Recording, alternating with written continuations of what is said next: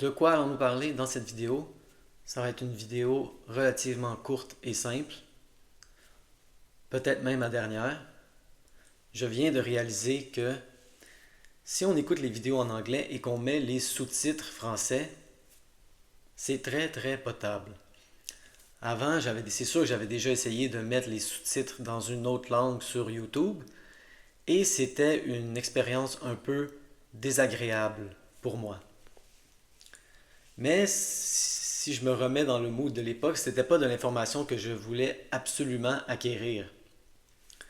Donc, si j'étais mal pris et que je voulais absolument acquérir l'information du reconditionnement de la douleur, mais que je ne parlais pas anglais, j'ai essayé de regarder quelques vidéos avec les sous-titres français et c'est très potable.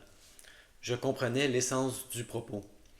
Des fois, il y avait des expressions un peu bizarres ou peu communes que la traduction avait de la difficulté à engendrer. Mais sinon, pour l'essence du propos, je comprenais vraiment très bien ce que la personne voulait dire.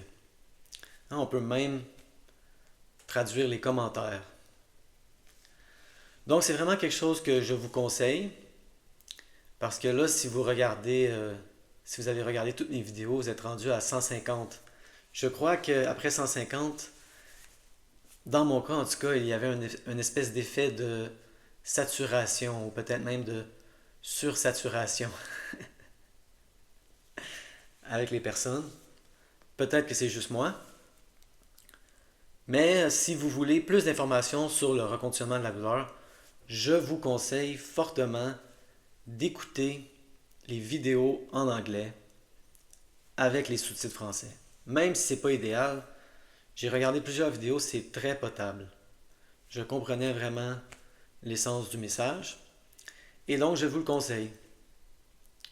Je vais vous parler de 5 chaînes, pas nécessairement en ordre de préférence, mais je vais commencer par la personne que je conseillerais en premier, c'est vraiment Tanner Murtaugh. Et là, je vais inclure les liens pour leur chaîne dans la description du vidéo.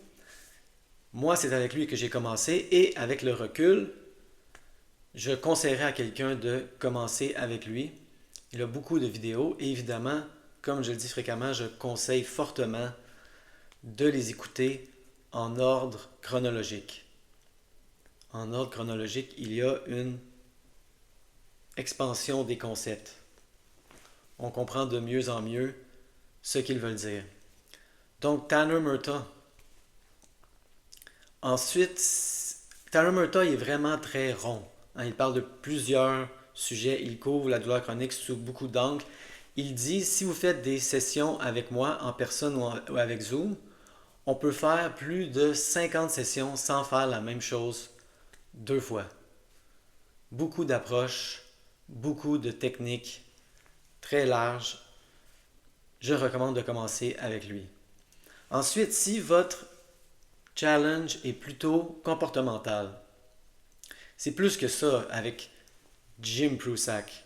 Il parle de tout, il parle des émotions aussi, mais si votre challenge est plutôt de vous motiver à bouger, vous avez de la difficulté à faire certaines activités, vous dites ah ça fait mal, il ne faut pas que je fasse ces activités, vous évitez, je conseille vraiment Jim Prusak. Il est très motivant.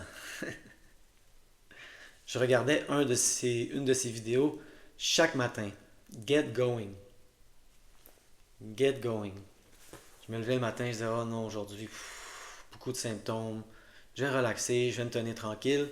Je regardais sa vidéo Get going et je me disais non, je vais aller faire plein d'activités, des activités qui me font peur, je vais défier les symptômes.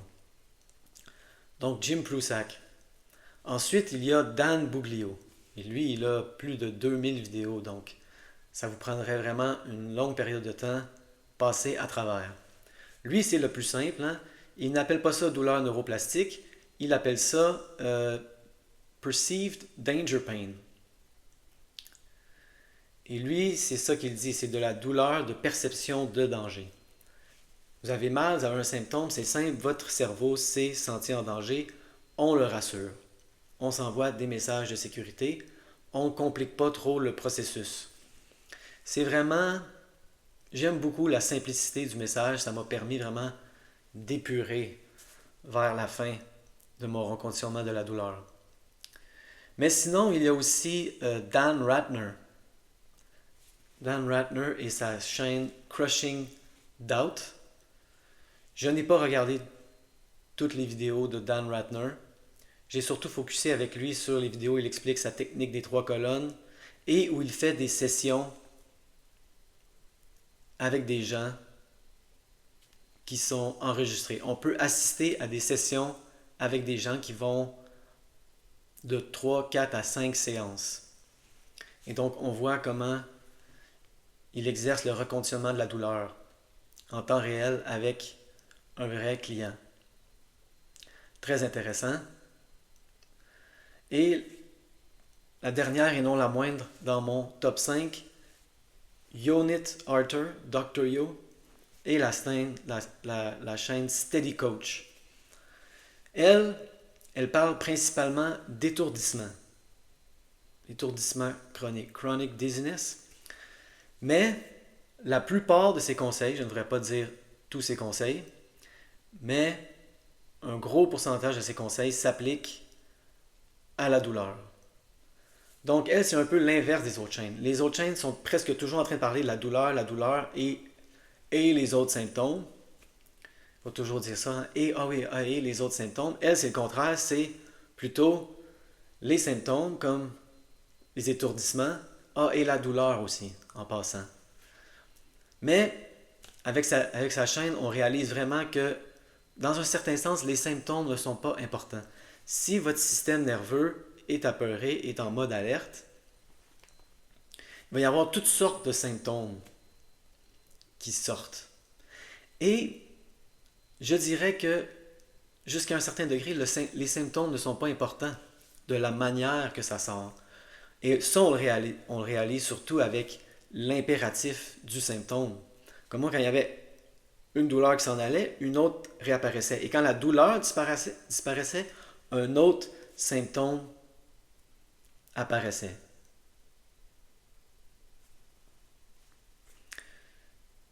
Donc, dans cette optique, les symptômes en tant que tels ne sont pas ce qu'il y a de plus important. Si on rassure le subconscient, le système nerveux apeuré, les symptômes vont descendre. Si on peut convaincre le subconscient que c'est neuroplastique. Donc, c'était une vidéo relativement courte. C'était mon top 5 des chaînes en anglais qu'on peut regarder avec les sous-titres en français. C'est très potable. C'est pas un mot très excitant, potable, mais on acquiert l'information que ces gens-là veulent nous transmettre. Donc, ça accomplit sa tâche. C'est sûr que ça serait idéal qu'il y ait beaucoup de chaînes françaises, mais étant donné qu'il n'y en a pas, moi, je vous conseillerais fortement d'aller consulter ces 5 chaînes en anglais avec les sous-titres français.